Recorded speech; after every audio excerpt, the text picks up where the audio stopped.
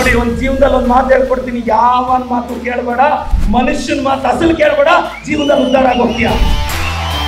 ನಿನ್ ಕೇಸ್ ಕಟ್ಬೇಕಾ, ಕಟ್ಟಿ company open ಮಾಡ್ಬೇಕಾ ಮಾಡಿ, ಯಾವನ್ಗೂ ಎದ್ರಕ್ ಹೋಗ್ಬೇಡಿ.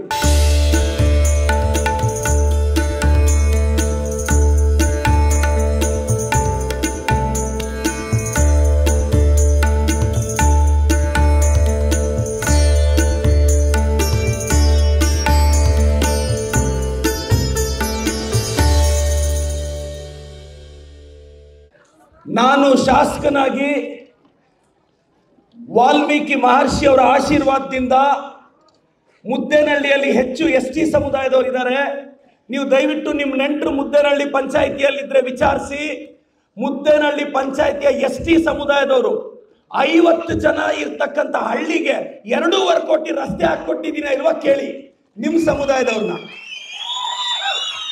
ST ಸಮುದಾಯದವ್ರಿಗೆ ಜಕ್ಕಲ್ ಮಡುಗು ತುಂಬಿದ್ರೆ ತೋಟಗಳಿಗೆ ಹೋಗಕ್ಕೆ ಆಗ್ತಿರ್ಲಿಲ್ಲ. ಊರೆಲ್ಲ ಸಮುದಾಯದವರಿದ್ರು. 75 ಲಕ್ಷ ಹಾಕಿ ಒಂದು ಬ್ರಿಡ್ಜ್ ಹಾಕೊಟ್ಟೆ, ಅದು ರೆಡಿನೂ ಆಗಿದೆ.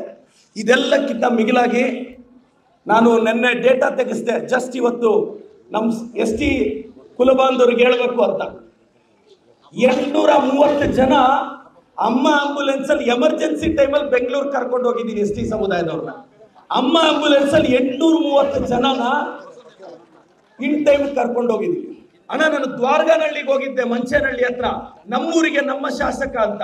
ಒಂದು 5ನೇ ಕ್ಲಾಸ್ ಹುಡುಗಿ, ST ಸಮುದಾಯದ ಹುಡುಗಿ ಬಂದು, ಪ್ರದೀಪ್ ಅಂಕಲ್, ನಮ್ಮಮ್ಮ ಅನಾರೋಗ್ಯದಿಂದ ತೀರೋದ್ರು, ನಮ್ಮ ತಂದೆ ಇದಕ್ಕೆ ಮಂತ್ರಾಲಯಕ್ಕೆ ದರ್ಶನಕ್ಕೆ ಹೋಗಿದ್ರೆ ನೀರಲ್ಲಿ ಹೊಡ್ಕೊಂಡು ಹೊರಟೋದ್ರು ಅಂಕಲ್, ನಾನು ಚೆನ್ನಾಗಿ ಓದ್ತೀನಿ ಅಂಕಲ್ ಅಂದ್ರು. ST ಸಮುದಾಯದ ಹುಡುಗಿ, ತಾಯಿ ತೀರೋಗಿದ್ದಾರೆ, ತಂದೆ ತೀರೋದ್ರು. ಆ ಮಗುನ್ ಕರ್ಕೊಂಡೋಗಿ ನಾನು BMW ಕಾರಲ್ಲಿ ಕರ್ಕೊಂಡೋಗಿ ಗೌರಿಬಿದ್ದೂರು ಶಾಲೆಯಲ್ಲಿ ಅಡ್ಮಿಷನ್ ಮಾಡಿಸಿ ಆ ಮಗುಗೆ ಒಂದು ಮಾತು ಹೇಳಿದೆ, ತಲ್ಲಿ ತಂಡ್ರಲ್ಲೇನೇ ಬಡಾಪನ ರೂಲ್ಸ್ చేస్తానಮ್ಮ, బాధపడకూడదు, ఒక 10 ఏళ్ళ ఇంకా యావదానికి దిగులు పడుకుంటే నువ్వు ఏమన్నా అవుతావు, దిగులు పడకూడదు. వాళ్ళు ఇట్లా అనుకుంటారు, వీళ్ళు ఇట్లా అనుకుంటారు. అన్నా, ನಮ್ಮ ತಂದೆ ಅಥವಾ ತಾಯಿ, ನಮ್ಮ ತಾತ, ನಮ್ಮ ಅಜ್ಜಿ, ಪಕ್ಕದ ಮನೆಯವ್ರು ಹಂಗ ಅನ್ಕೊಂತಾರೆ, ಆ ಮನೆಯವ್ರು ಹಿಂಗ ಅನ್ಕೊಂತಾರೆ. ಹೆಜ್ಜೆಗೂ ಇಂಪ್ರೆಸ್ ಮಾಡಕ್ ಹೋಗಿ EMI ಕಟ್ಟಕ್ಕಾಗಿದ್ಯಾ? ಕಟ್ಟಕ್ಕಾಗಿಲ್ಲ. ನಾನು ಮಹರ್ಷಿಗಳ ಬಗ್ಗೆ ಹಿರಿಯರು ಮಾತಾಡ್ತಾರೆ, ನಾನು ನಮ್ಮ ಸಮುದಾಯದ ಯಂಗ್ಸ್ಟರ್ಸ್ ಬಗ್ಗೆ ಮಾತಾಡ್ತೀನಿ. ವಾಲ್ಮೀಕಿ ಮಹರ್ಷಿಗೆ ನೀವು ಪೂಜೆ ಮಾಡಿದಾಗ ಆಗೋ ಖುಷಿಗಿಂತ ನಿಮ್ಮ ಅಪ್ಪನ ಕಾಲಕ್ಕೆ ನಮಸ್ಕಾರ ಆಗ್ದಾಗ ವಾಲ್ಮೀಕಿ ಖುಷಿ ಜಾಸ್ತಿ ಆಗೋದು. ಇದ್ಯಾರು ಮರ್ತೋಗ್ಬಾರ್ದು. ಚೆನ್ನಾಗಿ ಕಷ್ಟಪಟ್ಟು ಬೆಂಗಳೂರಲ್ಲಿ ಸೆಟ್ಲ್ ಆಗಿ ನಿಮ್ಮ ಅಪ್ಪ ಚೆನ್ನಾಗಿಲ್ಲ ಅಂದ್ರೆ హాస్పిటల్కి పోయాక వెళ్తే నేను వచ్చి తోడుకుపోవాలే అంటే తండ్రికి మోసం చేసినట్లు రా భయ, తండ్రికి మోసం చేసినట్లు రా. ನಿಮ್ಮ ತಂದೆ ಚೆನ್ನಾಗಿಲ್ಲ ಅಂದ್ರೆ ಕರೆಕ್ಟಾಗಿ ಹಾಸ್ಪಿಟ್ಲಿಗೆ ಕರ್ಕೊಂಡೋಗಿ ತೋರಿಸೋ ಪೇಷನ್ಸ್ ಇಲ್ಲ ಅಂದ್ರೆ ನಮ್ಗೆ ಒಳ್ಳೇದಾಗಲ್ಲ. ಇನ್ನೆಲ್ರಿಗೂ ನಾನೆಲ್ಲ ಯುವತಿಯರಿಗೆ ಒಂದು ಹೇಳ್ತೀನಿ, ಚೆನ್ನಾಗಿ ಓದಿ ಒಂದು 5-6 ವರ್ಷ, ಯಾವುದಕ್ಕೂ ತಲೆ ಕೆಡಿಸ್ಕೋಬೇಡಿ. ಅಣ್ಣ ಪ್ರದೀಪ್ ಅಣ್ಣ, ನಾನು ಒಂದು ಕಂಪ್ನಿ ಕಟ್ಟಬೇಕು, ಒಂದು ಕೆಲಸಕ್ಕೆ ಹೋಗ್ಬೇಕು, ಚೆನ್ನಾಗಿ ದುಡ್ಡು ಮಾಡಬೇಕು, ಹೆಸರು ಮಾಡಬೇಕು, ಬೆಳಿಬೇಕು ಅಂದರೆ ಒಂದು 10 ವರ್ಷ ಕಿವಿ ಮುಚ್ಕೋಬೇಕು. ఊర్లో ఏమన్నా అంటారు, ఓ నువ్వు పంచాయతీ ఎలక్షన్కి ఒబ్బోలు గెలుస్తాడు అప్పుడు మగం చూసుకోరా అంటారు. నువ్వు పంచాయతీ ఎలక్షన్కి బోలే గెలుస్తాడు అప్పుడు మగం చూసుకోరా అంటారు. నన్ను అట్లే అనేది 23లో ವಿಧಾನಸೌಧಲ್ಲ చూసుకుంటా అంటాను ఇప్పుడు నన్ను అంటారు. నేనేనాದ್ರು ಹುಡುಗರು ಯಾರಾದರೂ ಅಣ್ಣ నేను KS ఎగ్జామ్ పాస్ చేస్తానంటే ఓ ఎంత 10th ನಿದೆ ಅಂತಾರೆ. ನಾನು ಹೇಳೋದು KS ಎಕ್ಸಾಮ್ ಕಟ್ಟಬೇಕಾ ಕಟ್ಟು. ನೋಡಿ, ಒಂದು ಜೀವನದಲ್ಲಿ ಒಂದು ಮಾತು ಹೇಳ್ಕೊಡ್ತೀನಿ, ಯಾವ ಮಾತು ಕೇಳಬೇಡ, ಮನುಷ್ಯನ ಮಾತು ಅಸಲು ಕೇಳಬೇಡ, ಜೀವನದಲ್ಲಿ ಉದ್ಧಾರ ಆಗೋಗ್ತೀಯ. ನೀನು ಗೆಲ್ಲಬೇಕು ಅಂದ್ರೆ, ನಾನು ನನ್ನ ಫ್ರೆಂಡ್ಸ್ನೆಲ್ಲ ನೋಡಿದ್ದೀನಿ, ನನ್ನ ಫ್ರೆಂಡ್ಸು ನನಗಿಂತ ಬ್ರಿಲಿಯನ್ಸು ಹಾಳಾಗೋಗಿದ್ದಾರೆ. ఎవడన్నా ఏమన్నా అనేట్లేదు రాబోయే భోజనాలు ఇచ్చి పెట్టేస్తారు. ನಾನು ಹೇಳೋದಿಷ್ಟೇ, ತಲೆ ಕೆಡಿಸ್ಕೋಬೇಡಿ ಹುಡುಗರು, ಆರಾಮಾಗಿರಿ, ನಿಮ್ಮ ಅಪ್ಪ ಅಮ್ಮನ ಚೆನ್ನಾಗಿ ನೋಡ್ಕೊಳ್ಳಿ, ಚೆನ್ನಾಗಿ ಓದಿ. ನೀನು KS ಕಟ್ಟಬೇಕಾ ಕಟ್ಟಿ ಕಂಪನಿ ಓಪನ್ ಮಾಡಬೇಕಾ ಮಾಡಿ, ಯಾವನ್ಗೂ ಎದ್ರಕ್ಕೆ ಹೋಗ್ಬೇಡಿ. ಜೀವನದಲ್ಲಿ ಭಯ ಬಿದ್ದರೆ ಏನೂ ಆಗಲ್ವೋ. ನಿನ್ನ ನಿಯಮ ಯಾವನಾದ್ರೂ ಬಂದು ಕಟ್ತಾನೇನೋ? ನಿಮ್ಮ ಅಪ್ಪ ಚೆನ್ನಾಗಿಲ್ಲ ಅಂದರೆ ಯಾವನಾದ್ರೂ ಬಂದು ನೋಡ್ತಾನೇನೋ? చచ్చిపోతే 2 అవర్లు వెయిట్ చేసి పిడికడు మొన్నేసేకే పేషెన్స్ లేదురా జనాలకి. మీ చుట్టాలు ఎవరన్నా చచ్చిపోయింటే చూడిపోయే, ఓ లేదు నేను మా చుట్టాలింటి అయ్యలతోనే అది దూరం ఇంకా అర్థం మొన్న ఇట్లా ఇసురుతారను. 3వ దినం పాలకు అర్థం జనం రారు. అదే ఇంట్లో నున్ను తినింటారో తిత్తి భోజనం తినెళ్దంట. ఏమక్క ఆ ఇంట్లో నున్ను తిని పెరిగింటారో నేను తిత్తి భోజనం తినలే.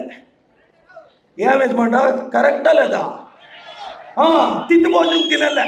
తిరిగి నువ్వు చచ్చిపోతే 3వ దినం నీకు ఇష్టమని కేజీ మైసూర్ పాక్ ఎత్తిపోయి ఒకే ఒక స్వీట్ పెట్టి కాకికి 3/4 కేజీ డబ్బాలు వేసుకొని తినేస్తారు యజమానులు.